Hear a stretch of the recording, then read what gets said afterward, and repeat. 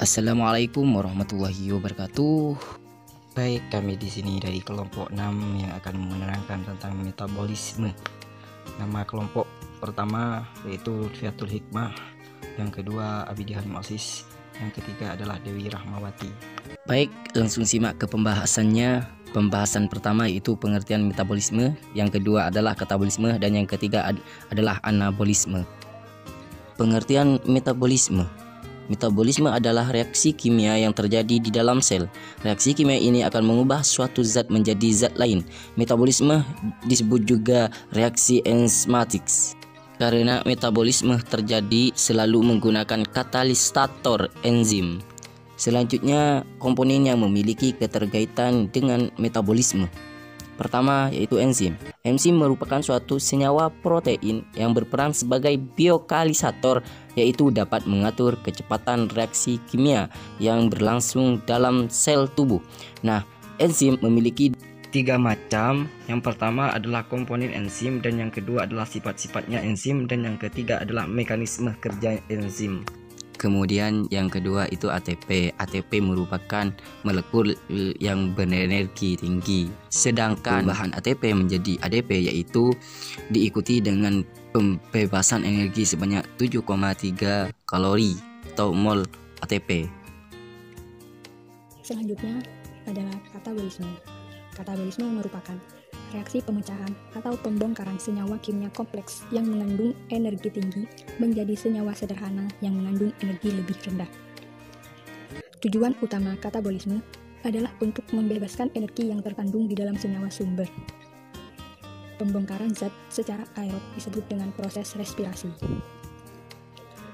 Respirasi merupakan reaksi pemecahan senyawa kompleks menjadi senyawa sederhana secara aerob dengan menghasilkan sejumlah energi dalam bentuk ATP. Respirasi sel melibatkan proses-proses, yaitu pertama, glikolisis. Glikolisis merupakan pemecahan glukosa. Jalur glikolisis ditemukan di dalam sitosul dari sel. Mempunyai 2 peran, pemecahan monosakarida untuk menghasilkan energi dan menyediakan suatu satuan pembentuk untuk sintesa senyawa yang diperlukan sel seperti gliserol untuk sintesa trigliserida atau lemak. Hasil glikolisis adalah 2 unit senyawa yang mengandung 3 atom karbon, yaitu asam pirufat. Glikolisis terdiri dari 2 fase, yaitu fase preparasi dan fase pembayaran. Enzim yang terdiri dalam glikolisis adalah heksokinase, fosfoheksoisomerase, aldose, dan lain sebagainya. Yang kedua yaitu siklus Krebs atau siklus asam asitat. Berlangsung di matriks mitokondria, sel eukariot atau sitosul prokariot. Mengoksidasi turunan pirufat menjadi karbon dioksida. Hasil dari glikolisis yang berupa asam pirufat akan diubah menjadi asetil CoA, di mana asetil CoA merupakan substrat untuk siklus Krebs. Kemudian dari siklus Krebs dihasilkan CO2, hidrogen, dan ATP. Hidrogen merupakan substrat untuk rantai transport elektron. Yang ketiga, transport elektron. Pada akhir ini, elektron digabungkan dengan ion hidrogen dan oksigen molekuler untuk membentuk air. Energi yang dilepas pada setiap langkah rantai tersebut disimpan dalam bentuk yang mentransfer elektron dari makanan ke oksigen. Tempat transport elektron dan fosforilasi oksidatif ialah membran dalam mitokondria. Fosforilasi oksidatif bertanggung jawab hampir 90% ATP yang dihasilkan oleh respirasi. Respirasi menukar satuan energi yang besar yang ditumpuk dalam glukosa dengan suatu perubahan kecil ATP yang lebih praktis untuk digunakan sel dalam melakukan kerjanya.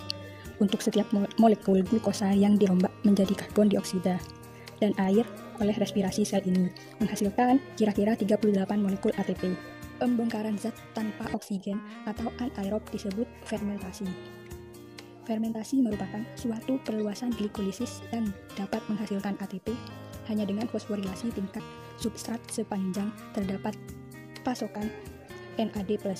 yang cukup untuk menerima elektron selama langkah oksidasi dalam glikolisis. Mekanisme fermentasi tidak dapat mendaur ulang NAD+ dari NADH karena tidak mempunyai agen pengoksidasi, sehingga yang terjadi adalah NADH melakukan transport elektron ke pirufat atau turunan pirufat. Anabolisme. Anabolisme adalah suatu proses perubahan senyawa sederhana menjadi senyawa kompleks. Nama lain dari anabolisme adalah peristiwa sintesis atau penyusunan. Anabolisme ini memerlukan energi, misalnya energi cahaya untuk fotosintesis dan energi kimia untuk kemosintesis. Yang pertama, fotosintesis. Dalam fotosintesis dihasilkan karbohidrat dan oksigen. Oksigen sebagai hasil sampingan dari fotosintesis. Volumenya dapat diukur. Oleh sebab itu, untuk mengetahui tingkat produksi fotosintesis adalah dengan mengatur volume oksigen yang dikeluarkan dari tubuh tumbuhan. Pigmen fotosintesis. Fotosintesis hanya berlangsung pada sel yang memiliki pigmen fotosintetik. Di dalam daun terdapat jaringan pagar dan jaringan bunga karang. Nah, pada keduanya itu mengandung kloroplas yang mengandung klorofil atau pigmen hijau yang merupakan salah satu fotosintetik yang mampu menyerap energi cahaya matahari. Ada dua reaksi yang terjadi dalam proses fotosintesis. Yang pertama, reaksi terang, yakni pada tahun 1937 merupakan bahwa cahaya matahari yang ditangkap oleh klorofil digunakan untuk memecahkan air menjadi hidrogen dan oksigen. Peristiwa ini disebut fotolisis atau reaksi terang. Reaksi terang ini mengubah energi cahaya menjadi energi kimiawi yang berupa ATP atau NADPH. Molekul pigmen dan protein yang melakukan reaksi terang ditemukan dalam membran tilakoid dan termasuk molekul-molekul dari dua fotosistem dan rantai transport elektron. Yang kedua, reaksi gelap atau siklus Kelvin. H2 yang terlepas akan diikat oleh NADP dan terbentuklah NADPH2, sedang O2 tetap dalam keadaan bebas. Menurut Blackman 1905 akan terjadi penyusutan CO2 oleh H2 yang dibawa oleh NADP tanpa menggunakan cahaya. Jadi, reaksi gelap ini tidak memerlukan cahaya. Peristiwa ini disebut reaksi gelap. Siklus Kelvin yang terjadi dalam stroma kloroplas menggunakan ATP dan NADPH untuk mengubah CO2 menjadi karbohidrat. Produk langsung dari siklus Kelvin adalah gula berkarbon 3 gliseraldehida 3 fosfat atau G3P. Enzim dalam kloroplas dan sitosol mengubah gula kecil ini menjadi bermacam-macam senyawa organik lainnya. Siklus Kelvin mengembalikan ADP, fosfat organik, dan NADPH+ ke reaksi terang. Jadi, reaksi terang itu memerlukan cahaya dan dapat ditemukan dalam membran tilakoid. Kalau reaksi gelap itu tidak memerlukan cahaya dan terjadi dalam stroma kloroplas. Dan yang selanjutnya yaitu kemosintesis. Kemosintesis merupakan penyusunan bahan organik menggunakan sumber energi melalui pemecahan senyawa kimia yang pada umumnya dilakukan oleh beberapa mikroorganisme yaitu bakteri belerang, bakteri nitrit, bakteri nitrat, dan bakteri besi. Sekian dari kelompok kami. Jika ada salahnya mohon maaf sebesar-besarnya. Wallahul muwaffiq ila aqwamit thoriq. Wassalamualaikum warahmatullahi wabarakatuh.